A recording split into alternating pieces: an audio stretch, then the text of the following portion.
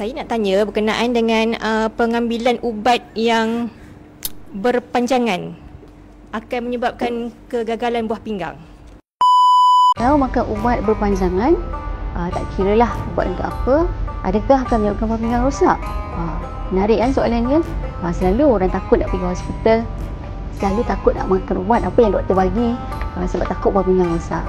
Tu sebenarnya semua benda tu adalah tidak betul. Kenapa you kena makan ubat tu yang berpanjangan? Mesti ada sebab. So biasanya sakit yang mengenai penyakit kronik, contoh penyakit diabetes, hypertension, apa sajalah, stroke ke apa benda jantung, mereka perlu ubat yang berpanjangan. Tapi mereka perlu jumpa doktor sebab doktor akan monitor bagaimanakah respon pesakit ni dengan ubat yang diberi berpanjangan ni, dan doktor juga akan monitor adakah komplikasi disebabkan ubat ataupun penyakit mereka ini.